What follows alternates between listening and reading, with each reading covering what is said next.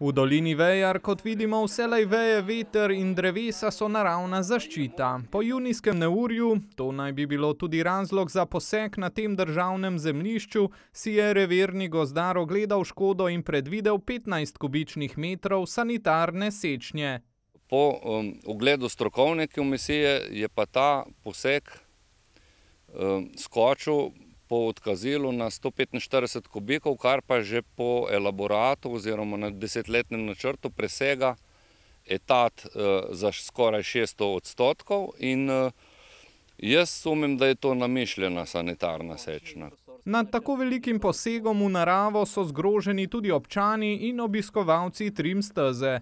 Dobivam vsakodnevno pripombe, da pač sedaj je to opustošeno, da ni več to Trim steza, tudi cesta je veliko bolj neurejena. Seveda pa bi občina želela biti bolj vključena pri odločitvi za takšen poseg. Če je bila strokovna inšpekcija že na ogledu, zakaj se ni poklicalo tudi predstavnika lokalne skupnosti ali pa mene konkretno, da bi si skupaj ogledali vso to grozečo nevarnost, ki je bila kot povod za tako rigorozno sečno. Malo pozno smo dali obvestilo, poslali smo obvestilo na občino in bilo je tudi na občinski spletni strani je bilo objavljeno. Res pa, da smo tudi dali smo obvestilo na začetku in na koncu tega posega, res pa, da je bilo to pozno. No. Nismo niti pričakovali, da je ta pas tako, bi rekel, obiskan in da je tudi tak interes javnosti. Predstavnika Zavoda za gozdove sta se danes sestala z županom in pojasnila strokovne razloge, zakaj je prišlo do sečnje. In lahko rečem, da je bil pogovor zelo odkrit in pa, da sem zadovoljen z vsemi pojasnili, ki sem jih dobil.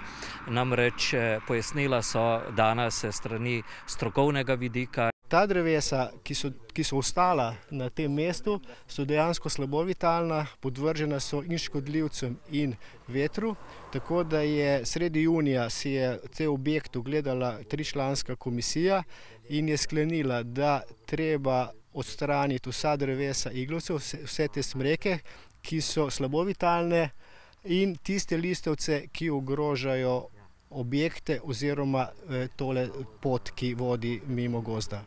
Ta teden bodo odstranili še večino označenih dreves, nato pa bodo poskrbeli tudi za čiščenje in sanacijo območja, ki pa ne bo ostalo golo. Računamo, da bi se v jeseni na tem najožjem delu zasadil drevored. Načrtujemo verjetno lipov drevored z posameznimi medonosnimi rastlinami. Par teh večjih ostankov pa se bo obnovilo z avtohtonimi listavci.